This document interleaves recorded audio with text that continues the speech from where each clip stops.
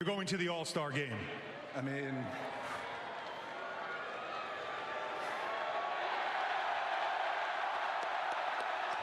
you always have to be the center of attention, man. All right, then talk about your teammates, because I know you will. You guys are shorthanded playing this game.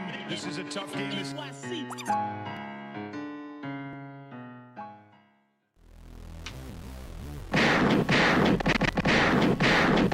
What's going on? This is Jay Ellis from the Knick of Time show, here giving you that Knicks talk just in the nick of time. And guess what, guys? The Knicks just won their 9th straight game, beating the Indiana Pacers and that sucker Halliburton 109-104. So guess what we doing? The gunshots is busting up in the air, okay? The Knicks was shorthanded. No OG Anunoby was playing here today. Of course, you already know Mo Mitchell Robinson was here. No Grimes was here. It was a short-handed Knicks who gave a full-on effort. Precious Achiuwa gives you 12 points, 16 rebounds, 8 of those offensive, and 4 steals on the night. Josh Hart gives you 5 points, 12 rebounds, 3 assists, and 1 block. Hartenstein gives you 12 points, 19 rebounds, and 6 assists. Devo gives you 20. McBride comes up big with 16 points, picking up the slack. And our MVP, first-time All-Star, our Bulldog, our heart, Jalen Brunson, comes today, gets down, comes back up, and gives you 40 points, 5 rebounds, and 1 assist on the night. Damn it. He destroyed the Pacers, 62-48 points in the paint. We destroy the Pacers 60-44 rebounds. The Knicks clawed their way to victory. They were down almost the entire game. From 28 seconds on, the Pacers were winning the game. We did not take the lead until 5 minutes left in the fourth quarter. And then we went down because Brunson went down. But what happens when Brunson goes down? He gets back up again. Got an and one and carried us to victory. Big rebounds by Achiuwa. Big plays by the Knicks. And the Knicks beat the game. And I'm loving it. I am loving it. So celebrate, man. The Knicks are here. The Knicks are back. Enjoy our team, man. We got 2 All-Stars. We have 2 All-Stars on the Knicks right now. Shout out to NBA All-Star Jalen Brunson. Shout out to NBA All-Star Julius Randle. Shout out to Thibodeau, Coach of the Year. Thibodeau, Coach of the Month. Thibodeau. We complain about wanting Thibodeau players. We complain about that all. Oh, the front office, they're catering the Tibbs. They're giving him whatever he wants. It's ruining our team. This team does not look ruined right now. This team looks like a contending team right now. We're down some of our best players on a 9-game winning streak right now, man. Are you kidding me? I love my team. This might be my favorite Knick team ever, man. This might be my favorite Knick team ever. And we haven't done nothing in the playoffs. Yeah, we haven't. But that grit, that grind, that get it out the mud, that quarter water on the corner, grimy type of feel when you're in the cold and we're going to smack you and get back up and do whatever you got to do to win. That type of energy is in this team's DNA. And I love it. I'm loving it. I'm loving this team right now. I'm loving Jalen Brunson right now. I never seen Jalen Brunson get emotional. He's usually mad cool. Today he saw the emotion, man. I'm so proud of this team. I'm so proud of this team right now, man.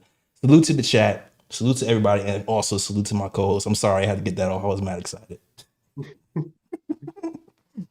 But you guys already know I'm going to introduce my guys.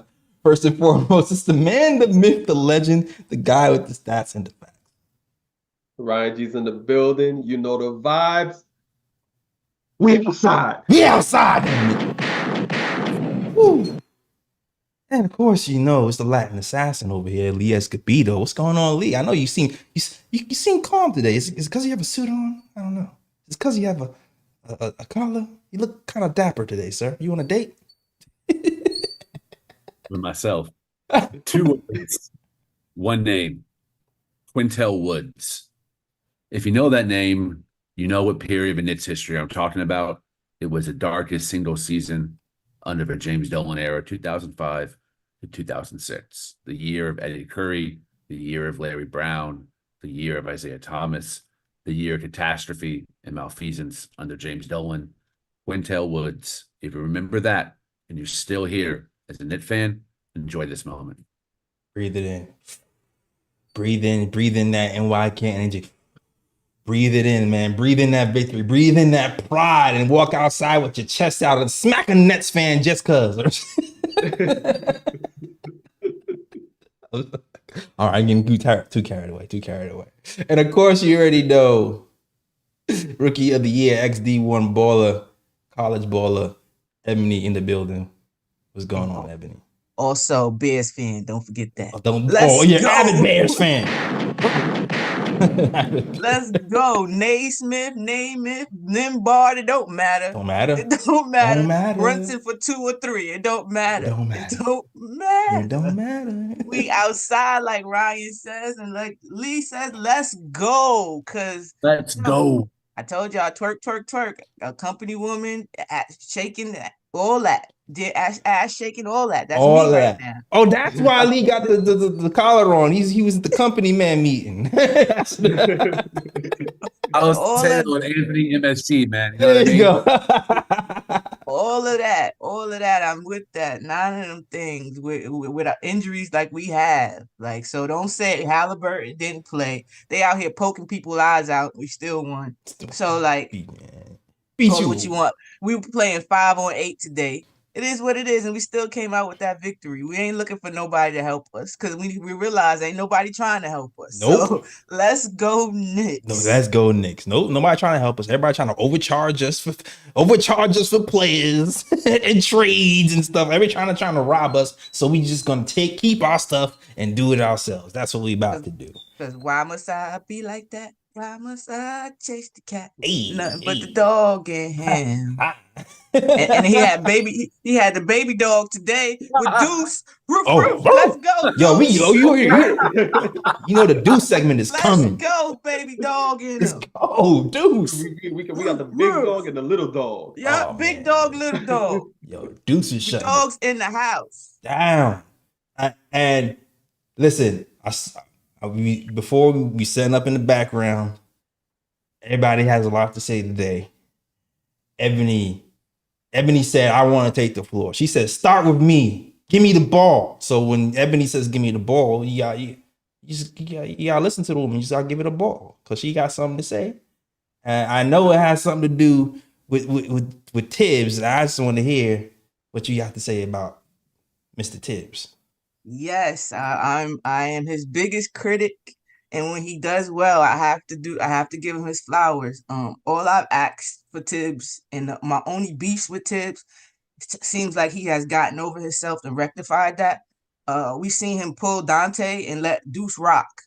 That's not normal. I don't know if it happened because of the injuries or not, but he did it. Like he did it. You see them running double screens off ball for Dante. You see them doing the same thing for Deuce. You see the movement. You just see him trusting his players and letting them play through mistakes. And that was my biggest flaw with Tibbs is he gets in his own way and he hasn't been getting in his own way. I have not mentioned NBA first team all Tibbs, all defense Tibbs. I have not mentioned that in quite a few games. So shouts out to Tibbs. I know I give him slack about that. But he is out here coaching his behinds. For once, Tibbs, we might have to change the Tibbs is Tibbin. Or no, we're not changing that. Might have to retire it. But again, you know how I am, a little skeptical. Every time I want to jump out the window with him, he make me rein it back in. But he hasn't done that just yet. So I'm gonna ride this wave, and I see the difference. It is an adjustment. It is an adjustment. In fact. The defense again, when everybody else is harping on offense, the Knicks hang their hat on this right here. Yeah, that's what we doing right now. It's a copycat league. I guarantee you're gonna start seeing more people who try to do what the Knicks are doing. So we might have some defense coming back into the league, hopefully, because as you can see, I think that definitely was the difference. While the Pacers can score, they couldn't stop us. And we did stop them for over 5 minutes in that fourth quarter. So yeah. Let's go Tibbs. Shouts out to Tibbs. You're right. The Pacers scored 36 points in the first quarter. Yeah, I heard me say this a few times on this program. The Knicks transition defense has been the Achilles heel so far. Everything else defensively has been pretty good. The Pacers ran in that first quarter. That's why they got 36 points. Once the Knicks figured out they running too much, that didn't happen anymore. But also, what I have to say is a lot of the reason why they was running was Jalen Brunson was getting beat up a lot in the first quarter, and there was no foul calls. So a lot of the times in that first quarter, it was 5-on-4 because Jalen Brunson was on the floor with one hand over his eye or grabbing his elbow, and it didn't help. It didn't help, but we clawed our way back from that. So the defensive identity of this team has been amazing. Precious Achiuwa, Hartenstein, DiVincenzo. The rotations have been crisp. The one-on-one defense have been great. We've hung our hat on defense. We would have held them to under 100 points again if it wasn't for that first quarter bad transition defense and wacky calls.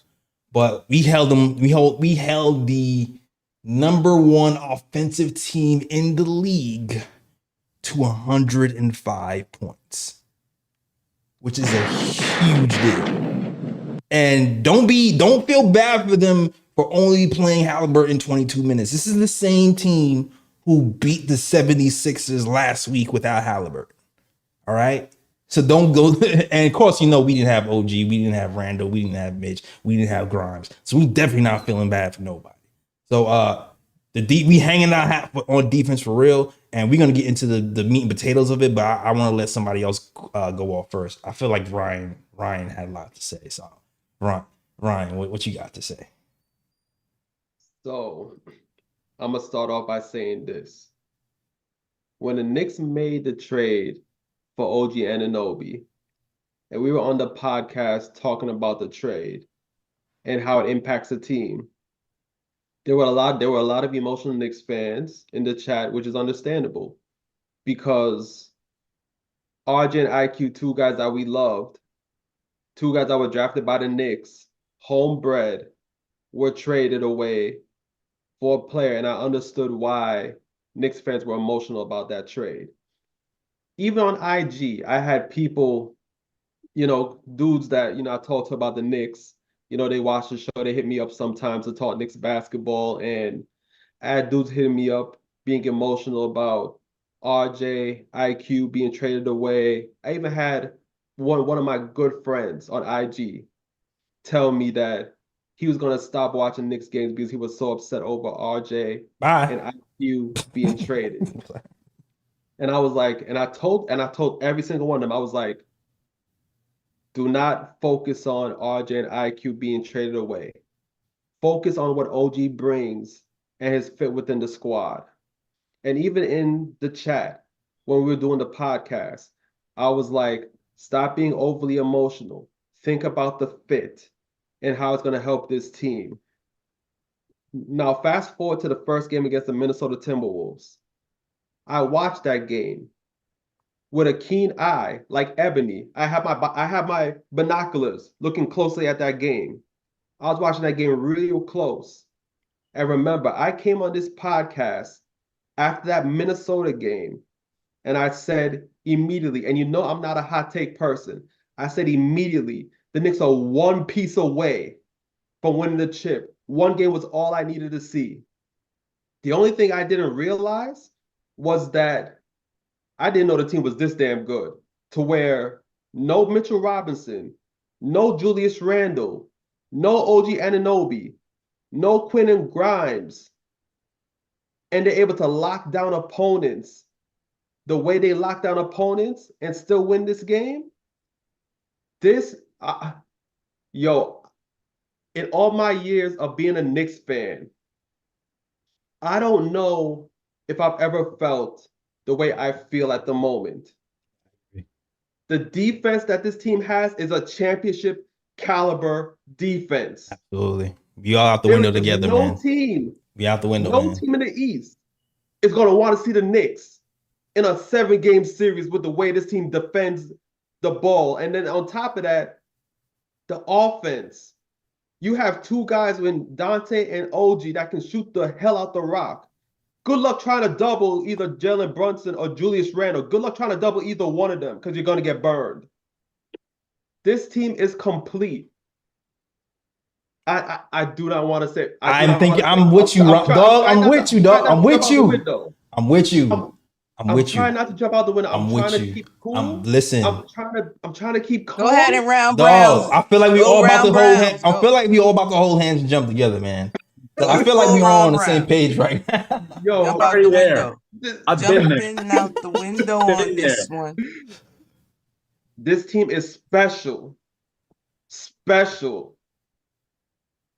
I'm gonna say it. Knicks going to the damn finals. Knicks going to the damn finals. Let's go.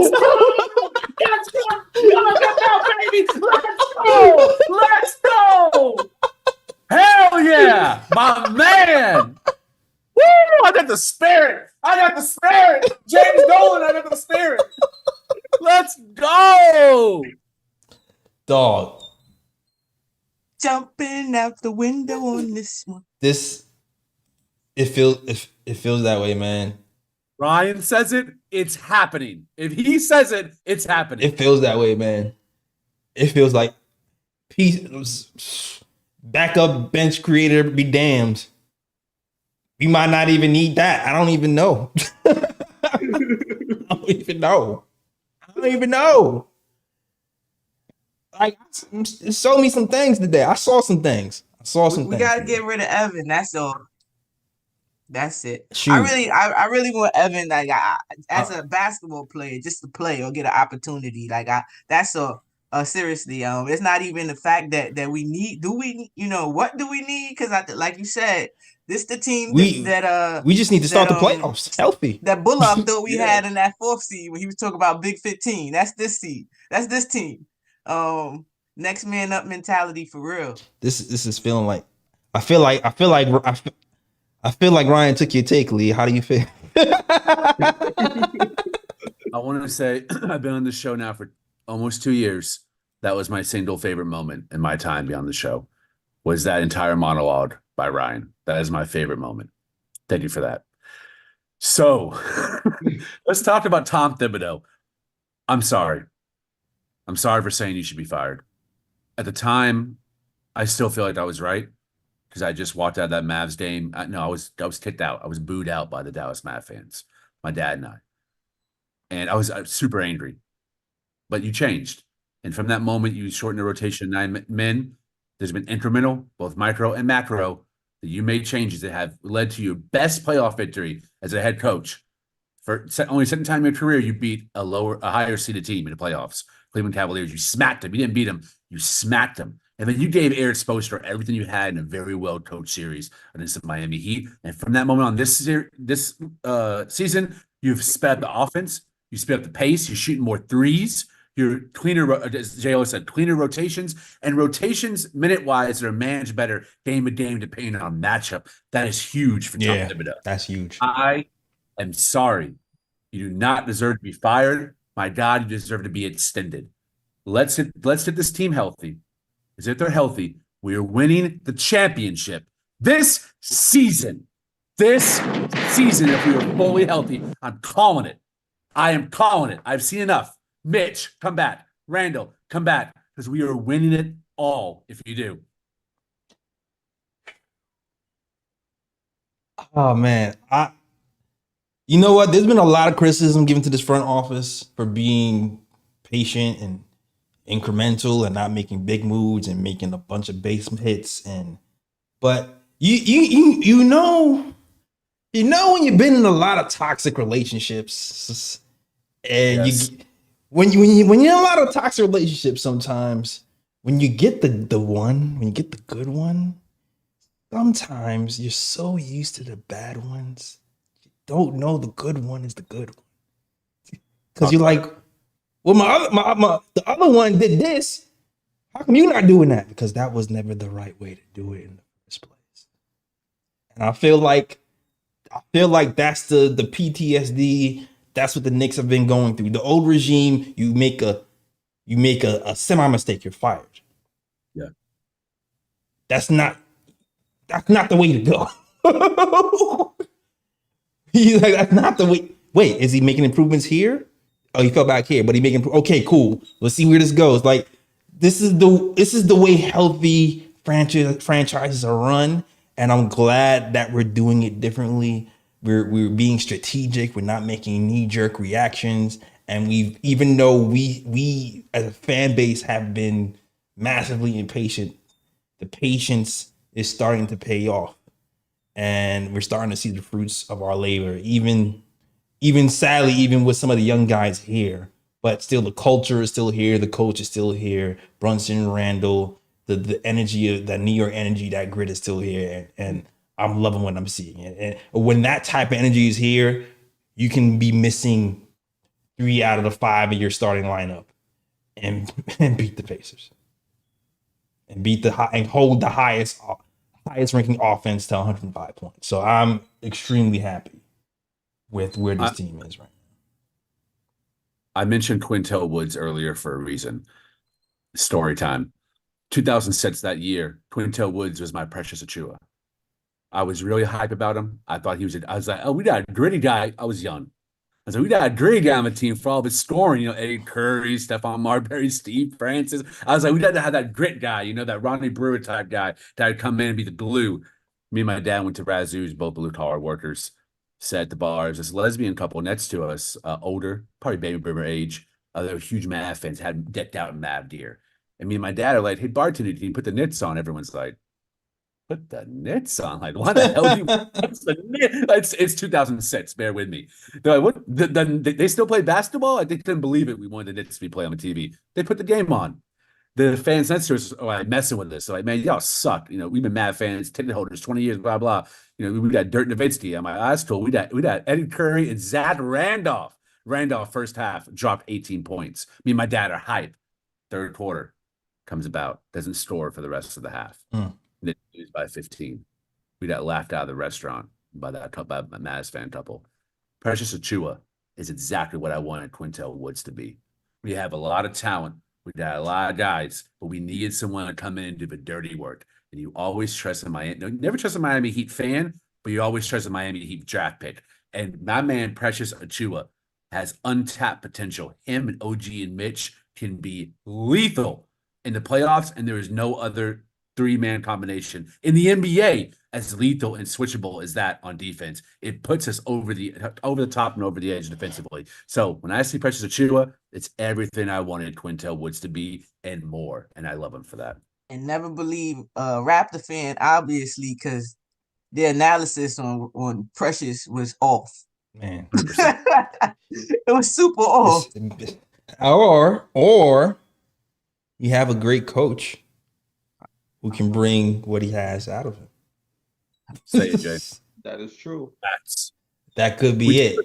You talk about how underrated he is in development, and he is. He is. And I've been calling Precious Achiuwa like mini OG because of the way he plays defense. And today, I don't know, man. I have to stop that. I'm calling him. I feel like he needs to just have his own name. I feel like I'm little bro him by saying that because okay. He there was a big moment in the game in the fourth quarter where it's going to Pascal Siakam. Kind of probably helps that he's played against them in Toronto and know all of his moves. And it worked out because he got like 2 or 3 stops consecutively on Pascal to help win the game. And he does it without fouling. The feats, man, he shuffles the feet so well and gets his hands up so well and does this without fouling. He phenomenally, he doesn't have the offense that OG has, but defensively, we don't really miss a step defensively when he's in the starting lineup. And that's what's been helping us kind of level out and keep that defensive intensity. I saw a shout out to Sweeney. He joked, man, I'm so glad that OG got thrown in that Precious Achiuwa trade. In fact, I had mentioned when Randle went down for everybody, like it was the people that was really trying to panic that we were going to be okay because you could granted he's not Randle, but what he doesn't give in offense, we make up on defense. And y'all already know defense wins games. So that's why what you see, we were down by like 7 at halftime, only hitting threes in a half. So I didn't even talk about the threes. yeah, that's good. But to the defense keeps you in it. Yeah, we struggling, but so with other teams. And with Precious, you could give a different look. You can definitely eliminate that big that drives to the hole, that archetype that we had problems with for so long. And then I got to give Sims shout out too, because when he's plugged in there too, he does the same. They're very good. We have two very, very underrated perimeter defender bigs, like underrated. Like if you just sit there and really watch Sims on some of these players and Precious, just the fact that they're bigs and they're moving their feet this way and keeping up with them, and their help defense is on point too. Yes. Precious stays lurking, and so does Sims. Like we're blessed. Yeah. Like we're blessed on that end. And the fact that again in the playoffs, imagine you just throwing these looks and them being comfortable because they've been used throughout the whole season. So those days of a big trying to stretch the floor doesn't mean much anymore. And then you tap in Josh Hart waiting in the pass lanes and Dante and things of that nature, and Deuce, people like that lurking in the background. You're going to cause make your defense into offense, and that's the difference between the first half and the second half. In the first half, we didn't get into transition. We're depending on our half court set. And then in that second half, you saw the defense take over and them able to push and get easy buckets and things of that nature. And again, I got to give Tibbs his credit again, because they were doubling Brunson, and instead of him forcing it in his hand and let him bring it up, he played Brunson off ball, and we were able to get a huge three that actually tied the game. So I see you, Tibbs. I see. Yep, we had Devo playing a little bit of point guard at the end, or at least bringing the ball up, and then they reversed the bat to Brunson. It's funny because freaking Kevin Durant did that to us on the Nets. It's like, man, I wish we did that, and we actually did it today. I was like, wow, we did that. But I got one. I had to bring my man the hidden gem out. He hiding. Don't hide, Precious. Come on now. Oh, the hidden gem. He hiding today. Hidden in the bottom. I love it. He don't want to come out today, but Brunson at the top, Precious the hidden gem, definitely. For sure. Facts. And I do want to say something right quick too. That's why I wasn't overly worried when Julius Randle did come out, because like Emily said, the way this team plays defense is always going to keep them in games, regardless of the fact, no matter who's out. They defend, they lock down huge. And in an NBA where teams are just offensively charged and the rules favor the offense, the fact that Knicks are able to defend like this is going to be a huge advantage come playoff time, because teams are not going to be able to score that easily on the Knicks. And if you can't stop the opponent, it's going to be lights out. And that's why I'm so confident about this team. And I also love the fact that, because, I've been, watching clips all over social media where, different clips where people are talking about the Knicks, and the fact that people are still sleeping on the Knicks, I like that, because it allows the team to fly under the radar. And little do they know, they're going to be surprised at this team come playoff time, because this team is going to be knocking out their favorite teams, and they're going to wonder what hit them, because they're still sticking to those old Knicks narratives, and they're refusing to see what's in front of their eyes right now with this team. And this team is going to surprise a lot of people come playoff time with the way they're playing ball, because it doesn't take a blind man to see where this team is going right now. The way this team locks in on defense and the way this team is transformed on offense as well. We have 4 guys out, and the way they're still able to lock down the opposing team and still find ways to win. The fact that this team is so gritty, down 15, 17 points, and able to find a way to claw back into the game and win. The way how Brunson was knocked in his damn face, the referee didn't call a damn foul, and the Pacers took the ball from him and got a dunk, and this man got right back up and got an air one on the next damn possession. That shows the grit that New York is about. This team embodies the damn city, and that's what I love about this team. Yeah, man. There's a lot to like about this team.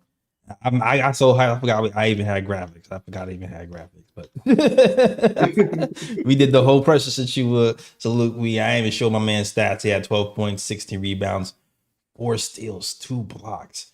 We got like 6 or 7 defensive players of the year on the team, man. I don't even know what to tell you, man. I don't even know. I don't even know. We got 6 or 7, but he did a great job. I feel like he's this man's bash brother. I feel like they're like forming a friendship. Like they're chest bumping each other. I feel like they might like watch each other's car. I don't know. Mitch, watch your best friend, man. I don't know. I know Mitch and Hartenstein are best friends. Precious might be out here trying to steal your best friend. I don't know. But yo, Hartenstein too, 19 rebounds, a block, 6 assists, cleaned up a lot of offensive misses from Devo, who shot a lot. Devo shooting a lot. I don't care if you're not shooting a lot. I keep shooting Devo. But Hartenstein, man, he's come back with a vengeance. And the rebounds are huge. The rebounds Can I say something? Go Can I ahead. say something real quick about Devo though? Go ahead. That you just mentioned. Devo didn't play a great game offensively. Like he didn't have a great game offensively, but he did well on the other end. He definitely did play some good defense. Our rotations in that second half was beautiful. Just that helping and covering on our men. Mm-hmm. We're gelling on that end too. That chemistry is starting to click on the defensive end. But what I wanted to say real quick about Devo was he had a huge bucket and it wasn't a 3, and he did it off the dribble. Yes. Is when he pulled up in the mid range for that 2, that in the fourth quarter definitely, and that's the show. Let them show what they have. People will quick to say we need more at that 2 spot because in the playoffs can he create his own shot? Well, I believe he can, and not on a all-star level maybe, but enough to get us by. And yeah, you should see it. I love this team, man. Just Yeah, that's a great point. I even mentioned that yesterday. That teams are going to be running Devo off the 3-point line. That's just what's going to happen. And you saw it today where they're running him off the 3-point line, and he still got a lot. He still got a lot up because he's just unconscious. Yeah, he shot 16 threes. That's like, yo, he's ridiculous. Yo, he unloaded the clip. Overall, he had 26 field goal attempts. He unloaded the clip. Yeah. But I my man said, "I'm gonna get that record." He said, "I'm gonna get it before the season's over." Yeah, nah, for he real. said, that 10 threes, I'm gonna get it. I want to add something to what Ebony said. Here's a hot take. Dante DiVincenzo has a higher ceiling than RJ Barrett. And I think Dante DiVincenzo has a potential all-star nod in his future. If he keeps shooting at this clip and continues to finish around the basket with a high level of efficiency and maybe adds in a midi floater like IQ, he's an all-star player. Because his shooting, he is one of the best shooters in the NBA. Lee? And his size and he's above average at every facet of the game. Every facet he's above average, except maybe blots. So to me, that's his build, size, and on-ball and off-ball ability. I think he has all-star potential if he continues to be able to start and grow alongside RJ Barrett. Also, I wanted to tip some credit. I really love the change in philosophy defensively. We showed a completely different defensive scheme than we did against Utah, where Precious was guarding Laurie Marketing one-on-one with very little doubling and also having to hedge against Walker Kessler in the paint. To go this team, where now you're trapping the guards and trying to hit the ball out of Halliburton's hands and playing really smart drop coverage to avoid letting their guys penetrate to the hoop. It was a great defensive shift from Utah to Indiana. God tips props for that, the defensive preparation and the team executing as well. Facts. Can I say something real quick to Lee on that Go ahead. point? Yeah, definitely, Lee. You hit a bunch of nails. You hit it right on the head with that because there was a time where we wouldn't do stuff. It just Tibbs in his system, not individual to the individual person. You understand? Like he wouldn't set individual like game plans. Today we saw him drop. Oh, okay, Siakam. We'll rather give you the jump shot today. You understand? Instead of playing you up and letting you get to your weakness, your strengths. Okay, we're gonna play off you. Come under the screens, allow you to be the jump shooter. Like so, I definitely seeing that he growing still. I didn't think you could teach a old dog new tricks, but maybe somebody in his ear. You know, You're Brunson threw the ball in the air, and I'm Julius Randle and threw that hoe down, baby. That was a great alley-oop 1-2 punch. Love it. You know what else? 2 things I want to say. One, I feel like this is the first time Tibbs has the type of players he has. And I feel like he wants, and he can kind of expand his defensive playbook and say, hey, I think you guys can handle doing this and this and this, and make the schemes a little bit more complicated than before. So I feel like we're seeing more because he trusts the players that he has more. My only get back on that or feedback like on that is that as a coach, you got to try things to win the game. You got to try things to help your players. So that's my whole thing with when I was beefing with Tiz before. Like, at least try it, give it a try. Shut me up. You get what I'm saying? Right. I just shut me up. Let me see it. Just to say I don't trust my team. I cannot understand that type of coaching. It depends on, like, if you have a person who, I feel like Obi and Cam are great examples, right? I feel like Obi and Cam, guys, when they were here, they would try. They gave the effort, but they were often out of place. And we were actually today, honestly, we were confused today. Like, for the first half, I feel like our rotations were off in the first half. So if a guy is constantly out of place and doesn't know where to rotate, how do you then give them even a more complicated defense if they're already struggling with the first? At that point, you're like, you know what? They can't handle this yet. They have to master this. You're going to keep it simple so they can keep it up. Like, I feel like that's might be what he was. I get what you understand, but as a coach, you try, you teach, it's your system, you implement it, you try it, but not to just say somebody that can't do it and not try it. I'm not with that.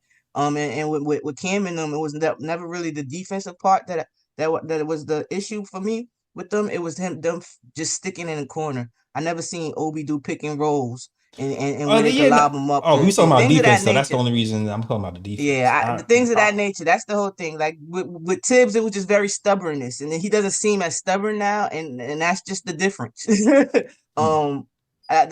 He's willing to maybe go outside of his written work and try different things right now.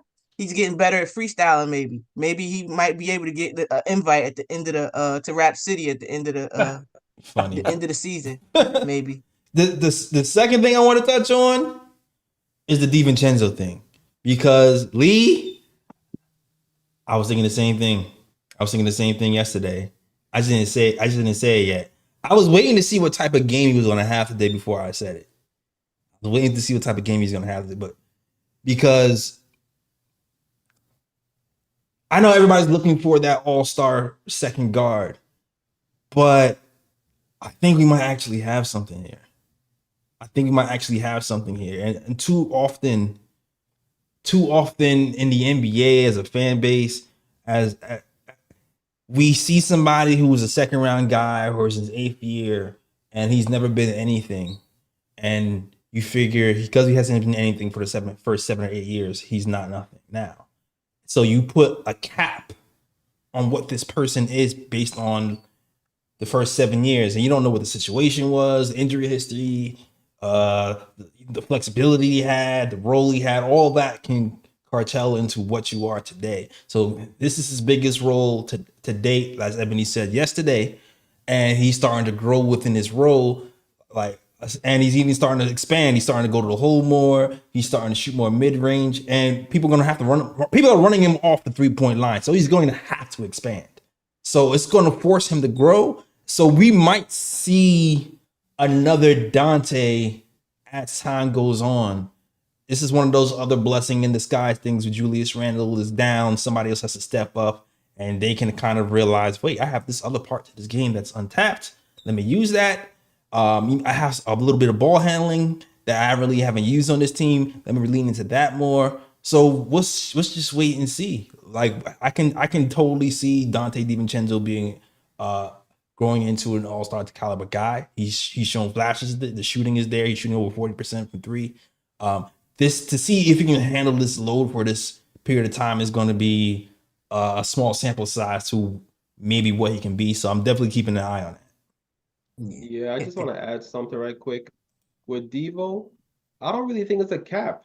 I don't think it was because the teams put a cap on him that stopped him. I think it's opportunity. Yes, I said his role. Injuries too. Yeah, Injuries also. Because look at the teams that he was on.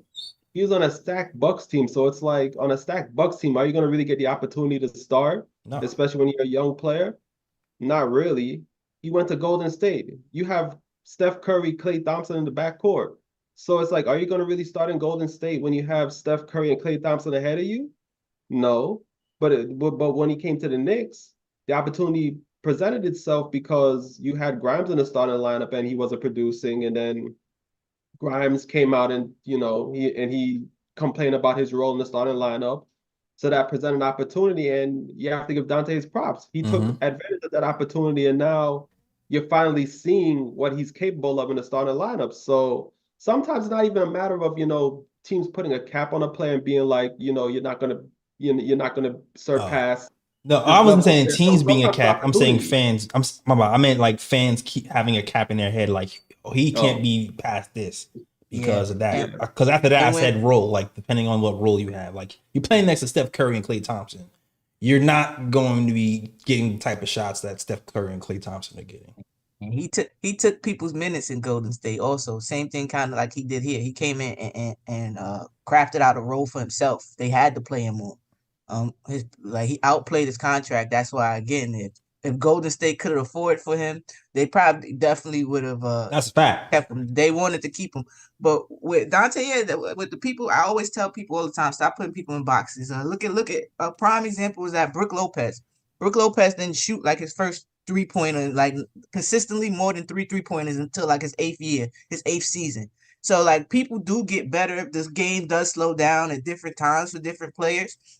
So you can't put everybody under the same umbrella. I agree. You don't know what happens in a person's life to make something click for them, where they get it as a player. You understand? It only takes something to click in your head, and you're like, all right, I got this now. You understand? Yeah. Or a couple of hours in the gym in the summer, and now you got your game in a place where you feel unstoppable and things of that nature. So I'm never the one to put people in boxes because I know one summer is a different maker. You never know. You're never the same player from one season to the next. That's so a just fact. let them show.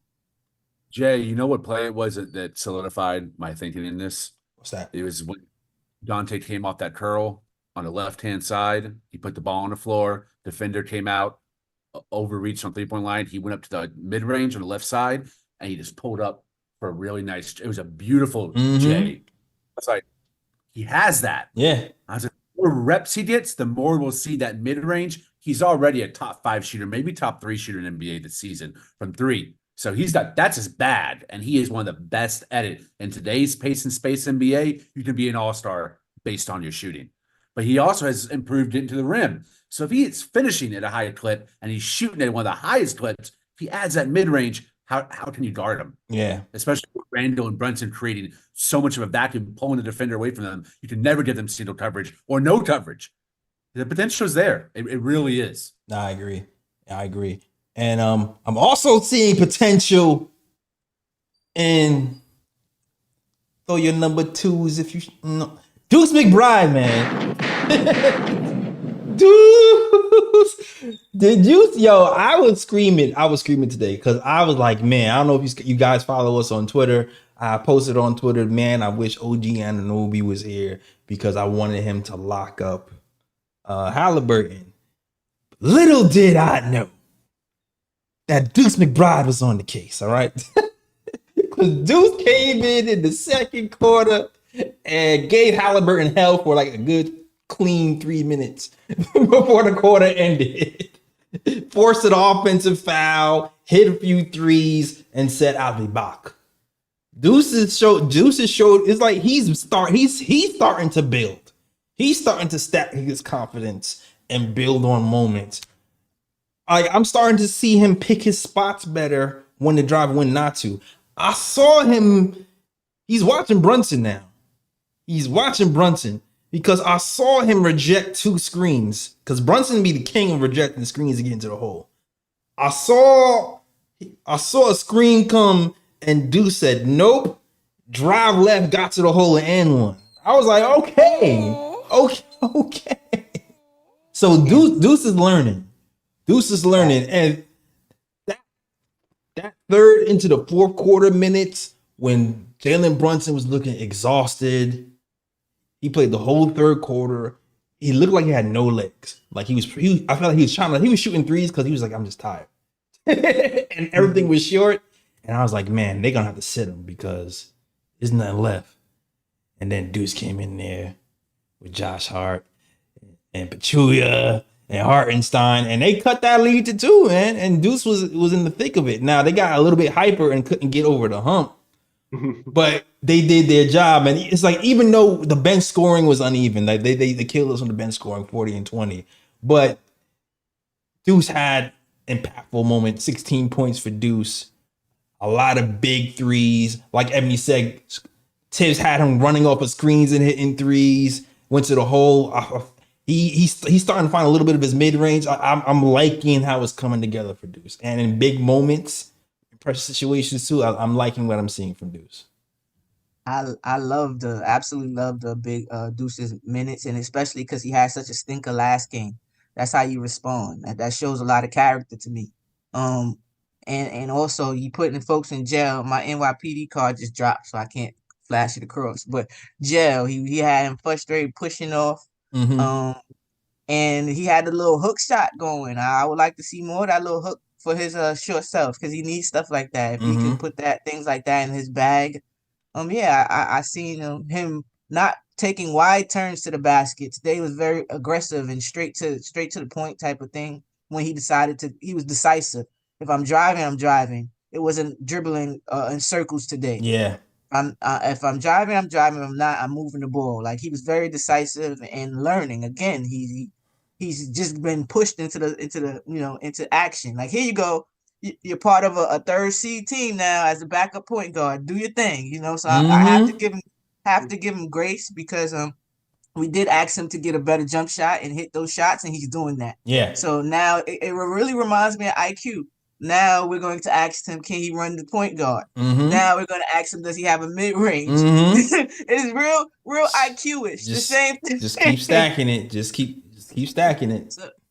So I'm giving the young man grace, because he plays my favorite side of the basket. So basketball. Yeah. Yo, and I like that he's like a movement shooter now. Like, he runs to one spot, relocates. Hartenstein hits his man with a screen. He runs to the other side, gets his foot squared, looks perfect almost every single time and hits the three. He's like a legit movement shooter now. I'm really happy with the direction Deuce is going in. So shout outs to Deuce McBride. Yeah. Oh, Kitty Cat made an appearance. We don't want you in New York. Sorry, Kitty Cat. Sorry, Cat. we good over here. He's an all-star. Exactly. Oh, Brunson, right? Exactly. Oh, man. Cat's an all-star. Funny. Yes, and also I have to just mention congratulations to Jalen Brunson and Julius Randle. All right. First time since Houston Spreewell? No, Chandler. Melo and Chandler.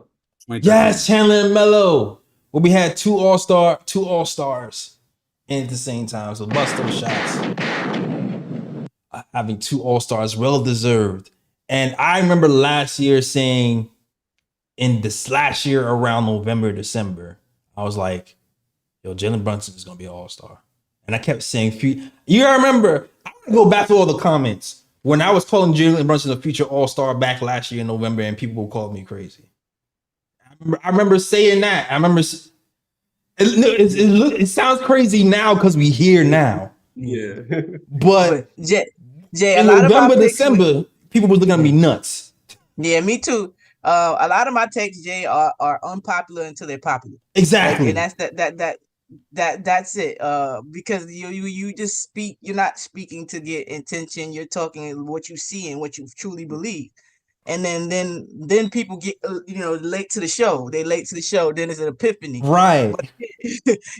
That's most of our takes here are popular, unpopular. They call you crazy until because I called the Detroit Pistons type of method a long time ago, just doing that as committee. And people are, we don't have a charge. We don't have a. Come on, it's not the exact people we're talking about. It's the way they did it. Right. And as you can see, working as a team, Alexander had put it last, I think it was last post game, and something I teach my son on a daily basis. Teamwork make the dream work. Mm-hmm. So like if you do it as a committee, everybody, it doesn't seem as much, and you're having fun because everybody's involved. You see everybody locked in. Why? Because they're involved. They're part of the winning. They're getting the ball when they're open. So people are cutting harder now because they're getting it when they're doing it. You just see little differences when you play like a team. We don't have to have 3 people score 20. If you get 8, 10, 12, 20, you get what I'm saying, and have 3 people in double-digit rebounding, things like that will help disguise injuries. Other teams can't do this though. This is what having the team that they was talking about, redundancy and all that other stuff we were speaking about earlier, that people was beefing about our team. This is what that does for you. You have more room for mistake. Yeah. Or we could be like like Phoenix and the Lakers. As soon as the injury happened, they start struggling. Yeah. No, you're right. We actually have a team now. So it's like I'm just glad people are seeing it. I'm just glad people are seeing it. I remember last year I was saying Jalen Brunson's numbers gonna be retired. I was saying that last year.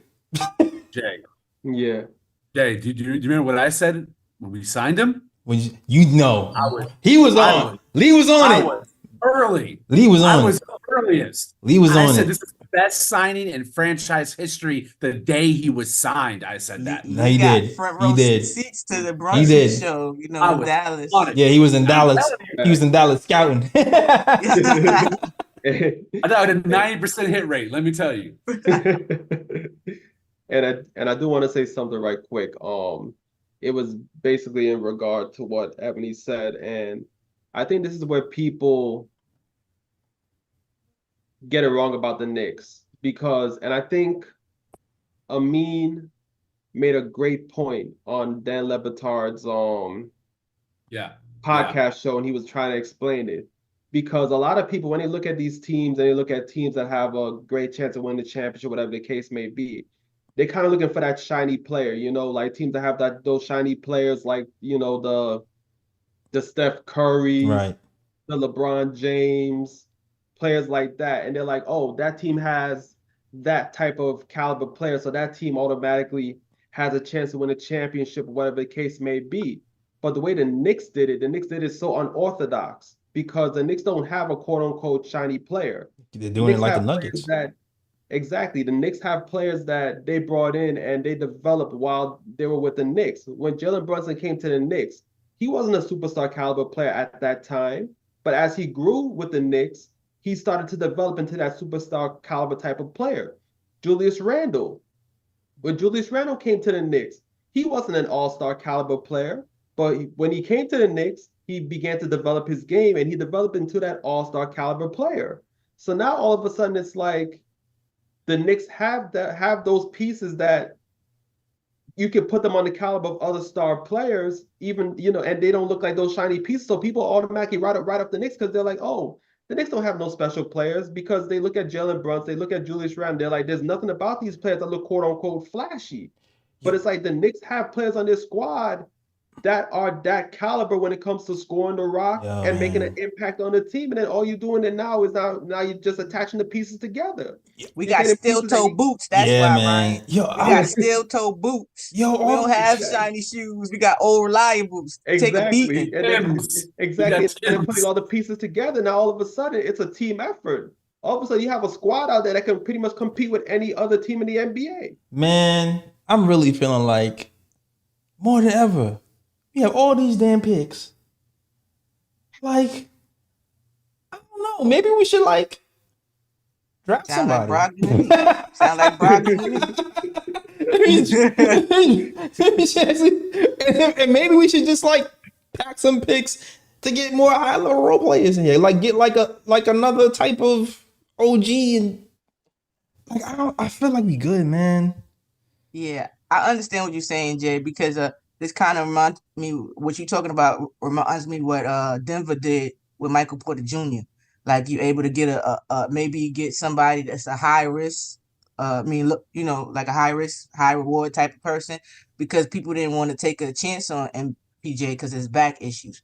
Denver could because they were stacked. Right. They could let him miss a couple of seasons and develop and get where he needed to go. They didn't have to rush him. So when they needed him, he was right on time. Right. You understand? So yeah, I understand that. Or Brogdon, I'm cool with him too. You get one of them picks for get us Brogdon, just insurance piece. Leave my Grimes alone, though. Yo, like seriously, like if we have time, like we can still like develop dudes in the background like we did Deuce, and then bring him on when because it's gonna come a time when every NBA player, every NBA team has to make a tough decision because they're at the cap, and it's like this player that we really love is gonna get pulled by some other team, and then you just look back and go, wait, we have Deuce over here who's on $3 million a year. We have Toppin over here is in the G League. We've been grooming him for 3 years. Plug him back in for cheap so we can still stay manager at cap and then keep train pushing down the hill like that. Yeah, that might be the way to go. And remember, Denver did it a couple times because they actually drafted, I think it was MPJ and Bobo. Wasn't it in the same draft, right? They did it together or back to back. And they found out Bobo was lazy, let him go. Yeah, but Bobo didn't work out. But you get what I'm saying? They took chances on people that could have been real good. It was, because Bobo has the skill set to be real good, but maybe his work ethic is not there, whatever the case may be. But he has the skills. So like just to develop, have them waiting in the background and do it at their own time, kind of, with no rush. And you see that they're kind of reaping the rewards when it comes to the offensive game of, Michael Porter Jr. Right. Ebony, you know who the other person was? It was Christian Braun. Oh, yeah. White guy who won a championship with Kansas. He was another guy who is like, who is this dude? 21st pick, 2022. And then just like DiVincenzo, Hart and Brunson, he's a college winner at every level. And he comes in and he's probably the 5th best player for that Denver Nuggets team. Came up huge in that finals run. Hart and Brunson, he's the 5th best player for that Denver Nuggets team. I think Denver gave up too much of their soul though. Not so like grittiness. I think Brown and Green were very underrated on their team. They were the Josh Harts and the Dantes of the, like that type of player. And again, just like Milwaukee with Drew, I think when you give up those type of players, they underrate how much that's gonna affect your team. There's a reason you brung them next to Jokic and Murray. It was a reason for that. Right. Yeah. And now you see the reason. Yeah, man. Woo. So yeah, man. We there, man. We there. I'm really happy where this team is. Big win, man. Big win. Huge win for the Knicks. 9 games in a row. 9-game winning streak. This makes it officially the most games the Knicks have won in a month, right? Because we're up to 15. No, it's a new one though. Huh? We started a new one. Yeah, February. Oh, it's February. Oh, it's not January no more. Good point. It's Spirit Month. New month. Yeah. And how close are we to the Bucks at this point? Half a game, I think I saw. Woo! Yo, did you imagine coming into this season the Knicks would even have a chance to be second place? Yes. I did. Facts, Lee. I was jumping out the window. I was talking about 50 plus, right? Go. Like, come on. Last year. Listen, it was me. Yeah, you're right. Yeah, 50 burger. 50 burger for me last year too. Ain't changed. Let's go. Man. I was thinking third place. We creeping on second. Yeah. Nah, I know the power of team basketball. And and unfortunately, like I don't like doing this because actually some people call me weird for feeling this way, but maybe this is my competitive spirit, or I don't like the fact that Joel Embiid is injured and has a meniscus tear, and because when I beat somebody, I want it to be undeniable. You know what I mean? I don't want this person. Oh, but I don't like that. I like to be like, yeah, we smacked the Sixers, we smacked the Celtics. I like that type of energy. So I don't know how long Embiid is going to be out because I don't know if you guys have heard that he went down a meniscus tear. Hopefully he's back and better than ever. I'm not sure how long it takes for that injury to heal, though. And it's something serious though, Yeah, right? yeah, it's serious. Yeah. It's definitely serious. But It's not season ending though. It's not season ending though. it's like a month or something. I don't know. Yeah, Well, some- basically, he on Julius Randle time frame. Exactly. Which segue me into the Julius Randle. We had good news today from Ian Begley, or at least not even good news, just more confirmed news. Randle has already started rehab. It's going to take around 2 to 3 weeks. I'm sorry. Until he's reevaluated to see if he can play. Now, everything is still on the table. I mean, surgery is definitely still on the table, but also playing is still on the table, but also more rehab is still on the table. So we're gonna check back in 2 to 3 weeks and see if Randle can play. Now, that kind of is if he's actually healthy or good enough to play, it's that time frame isn't bad for us because we don't have that many games until All-Star break. Then it's a week off. So you end up, he can end up being back by like end of February, and he hasn't even missed that many games really because of that big layoff. And so we'll be right back in the thick of things if everything goes according to plan.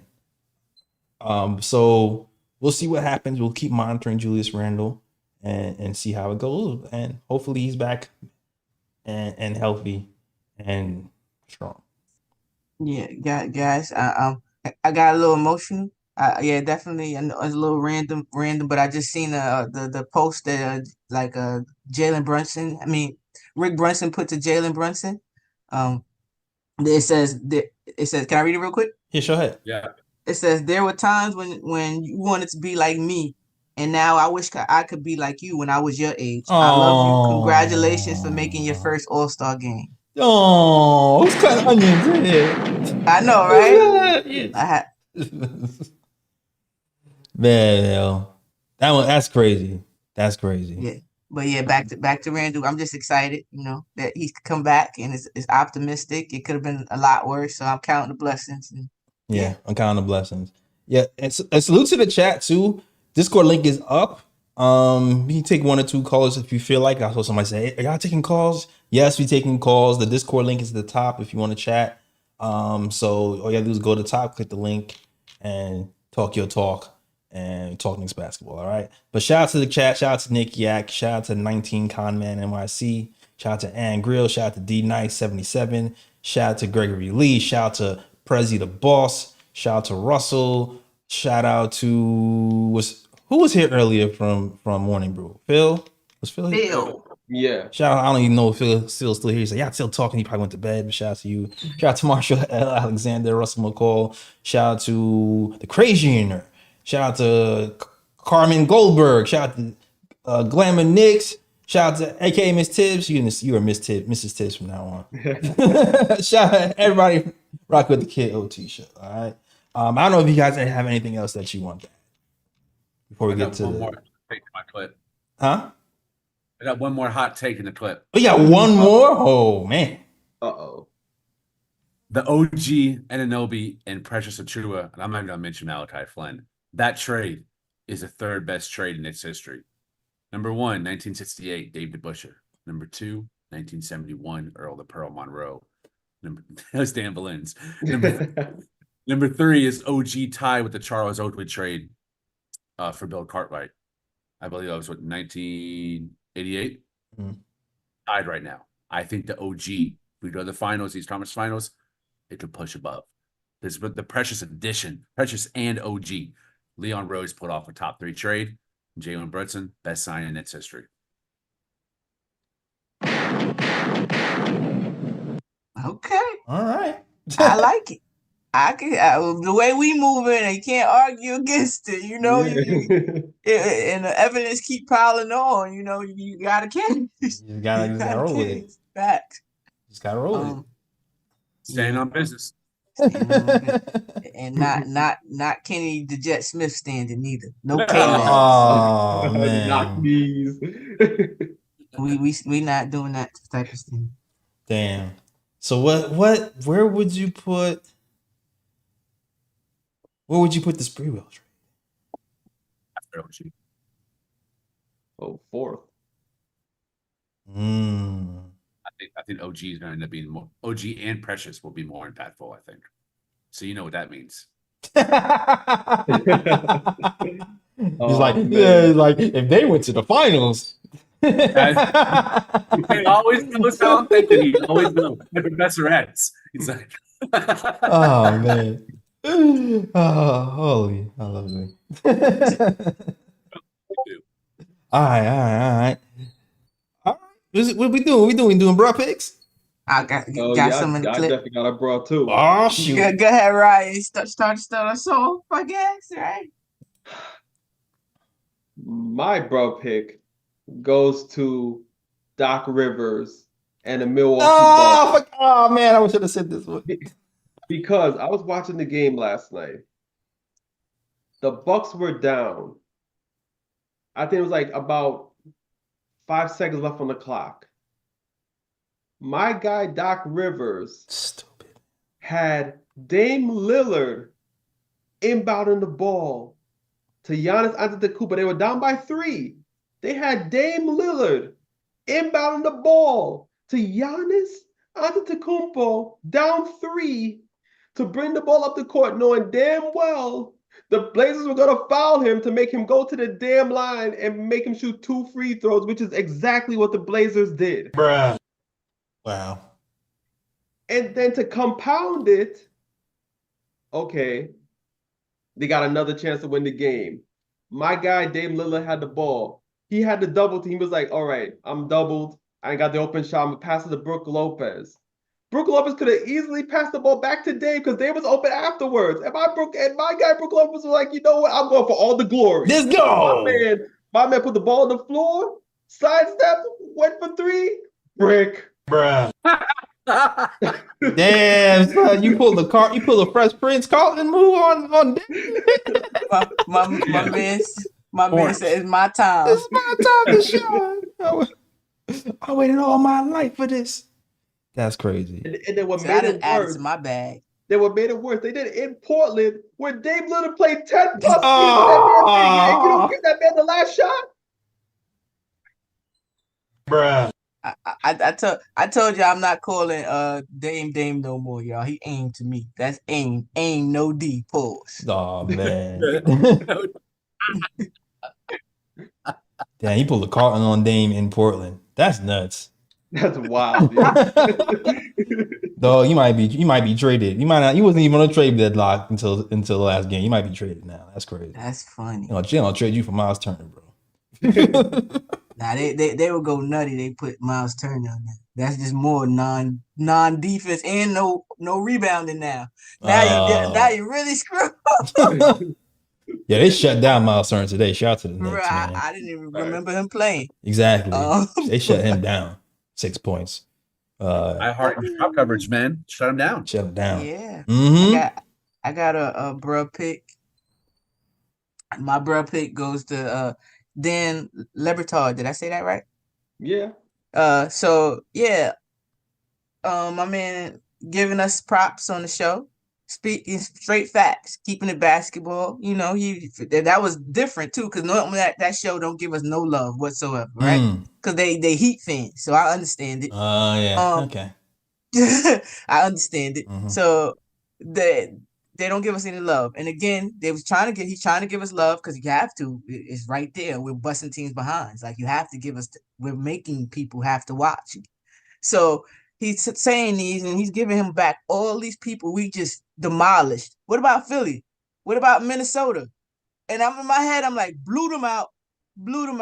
And then he compares Tatum to Brunson. And in my head, I'm like, Tatum is a known disappearer in the playoffs, whereas Jalen Brunson has eliminated somebody that's so-called better than him years in a row in 2 different conferences.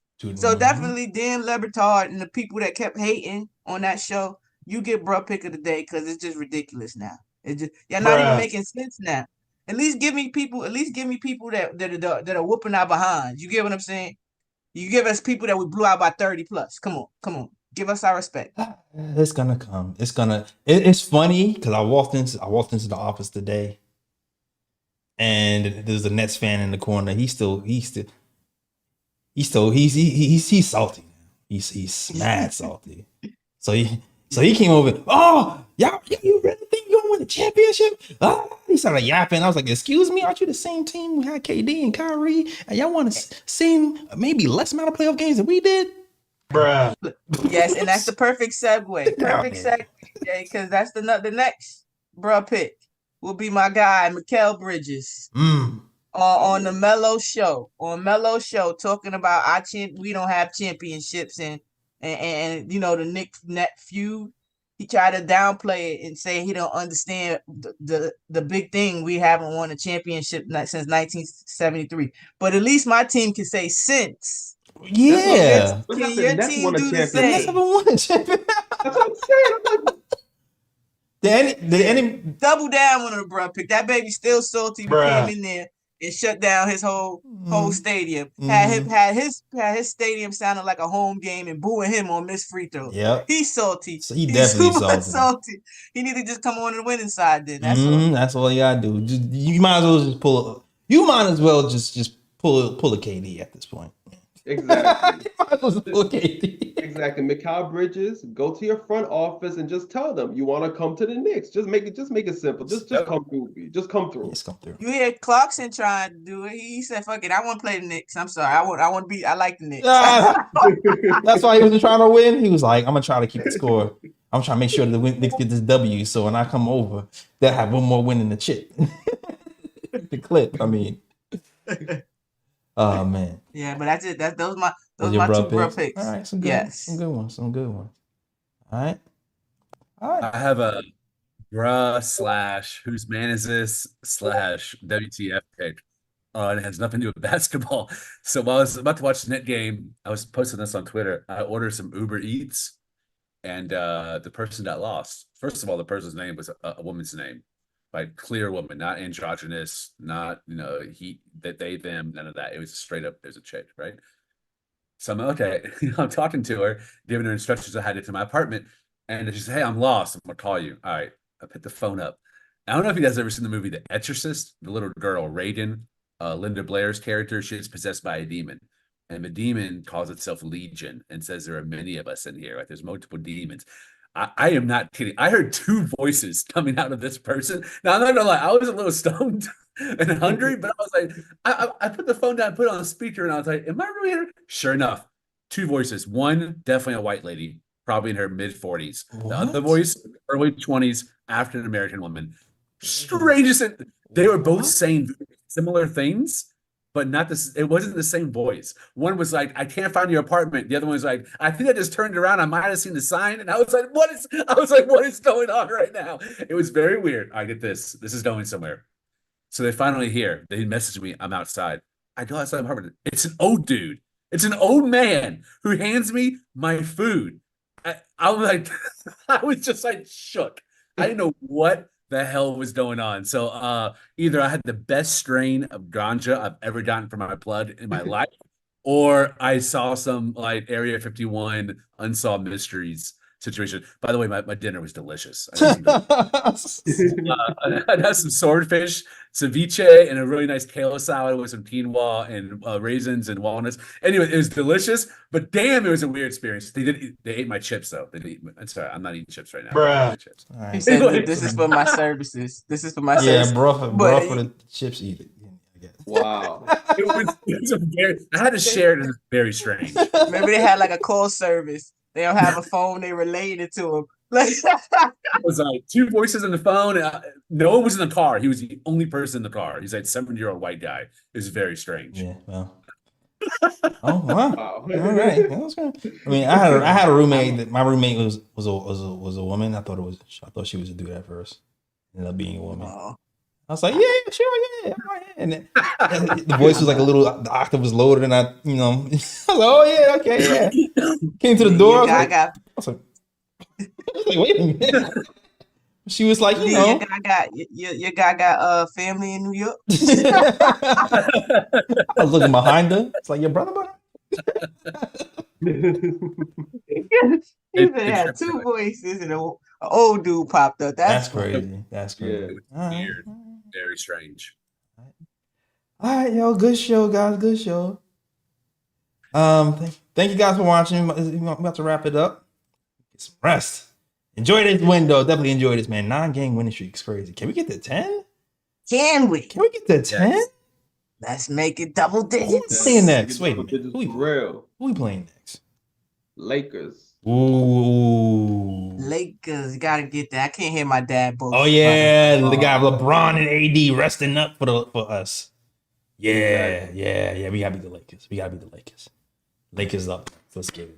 Well, That's another pick that I said that was unpopular at the time when it happened. I was like, the Lakers is again an off season where everybody, the Lakers did this, Lakers did that. I'm like, they didn't do much. I'm not scared of. I wasn't, thinking that they were going to do much with this team, and now people seem surprised. Yeah. Like, Hopefully we have OG for the Lakers. Please, I keep saying that. Yes, that. please. Please.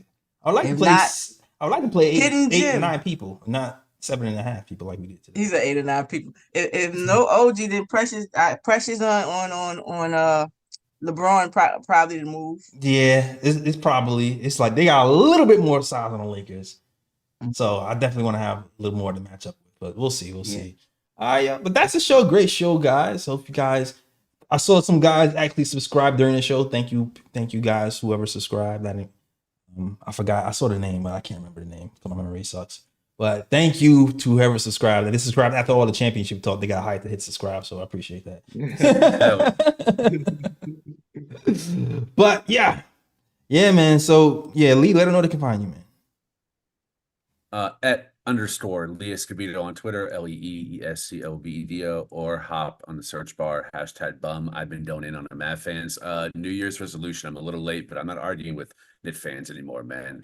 I'm only here to build bridges, not burn them. I'm doing an argument hiatus, but the Mad Fans, I'm in your mentions and I'm on your ass. I'm roasting Mad Fans all year.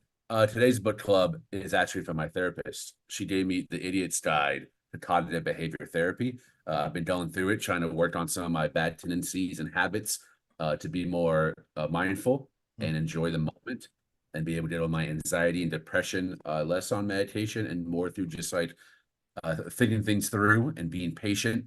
I give myself grace, and this has been a great book on reversing some destructive behaviors and also being able to be in the moment and be clear-headed and self-aware. So shout out my therapist, you godsend, savior. This book, Cognitive Behavior Therapy, has been really great in helping me out. I found it for $5 on eBay. So great read. All right. Yeah, I need that. Text me that, please. Yeah, I need that too. Facts. We already- Text me that, please. It's my best book club. Shout out. Facts. I got a book club, but it's not really for the adults, maybe. Just because it's Black History and I'm black, y'all. And I'm black. Hey, and I'm black, blackly black, black, y'all. Hey. But it's 100 things a black boy should do and know by Jason Huey. You can't see It's it. a pretty good book. Just basically things a black boy should know. Things of that nature. I have a son. He loves that book. So What's the age range for that? From about 6 to teenage years, really. It's just kid toddler, like general knowledge of Yeah, I got a couple of nephews. Maybe I should get them.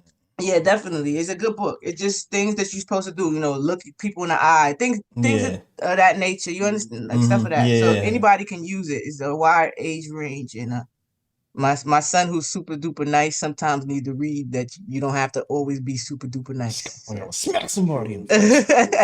Beautiful. I had to tell him there's such thing as good trouble. Exactly. So do what DiVincenzo did today. With somebody screaming at your face. Push So him. we talk about Black History Month. Ooh, yo, Love it. man. Nah, when Halliburton started screaming in Devo's face and they didn't give him a tech, and Devo pushed him, and they only gave Devo. Man, I was at that moment. I was like, man, I I really ain't thinking want this game.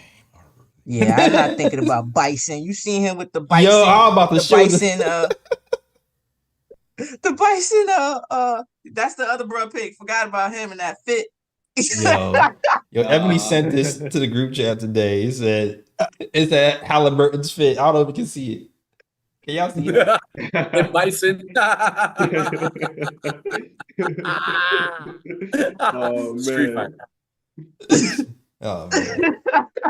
That's what as soon as he seen it, I thought Street Fighter. Yeah, man. Oh It's man. soon, like I don't know who's dressing him, Mhm. or if he is, he need to get somebody else to dress him. Facts. But whatever Facts. floats his boat, I guess. Yeah. Ryan G, let him know where they can find you. You can find me on Twitter at RyanGKOT. You can also find me on Instagram at Sir G is chilling. Sir G is chilling. That's SIR. G is CHILLIN. I don't have anything to contribute to the book club, but you know what? Next show, I'm gonna make sure that I have something to. I'm gonna join in on the fun. All right. Okay. All right. I don't have anything on the book club. No either. book club? I don't have anything in the book club either. Probably should. You know what? Book club. Read Crush It. There you go. Crush It by Gary Vee. Back in the day when before I even started KOT, I was reading a lot more because I've been trying to read about stuff I don't know, and I followed a lot of the stuff I did with KOT. I followed the blueprint of Crush It by Gary Vee to get all the ideas of how to be good in social media and bring stuff from here to a certain point. That's probably an old book now. They probably need to upgrade it because that came out now. That's my recommendation, but there's probably a more upgraded book by him now that might be even more suitable. But Crush It by Gary Vee. Hey, there you go. I just want to answer Gregory Lee real quick. Yeah, it's Jason Huey. Jason and that's Huey. I know we can't really see it because it got the blur up here, but yeah, 100 Things by Jason Huey. So that's just it. All right. That's the show, though. Thank you guys for watching. I appreciate you. I'll appreciate every like, every share, every comment, and every follower here. And yeah, man, that's our show. We'll be back for the next post game. So make sure you are here with us. That's the show. And as always, shout out the worldwide West. Everywhere we go, we leave a worldwide mess. it's a mess out here in these Knicks YouTube streets. That's the show. We out of here. Peace. New York, big city of dreams. New York, big city of dreams.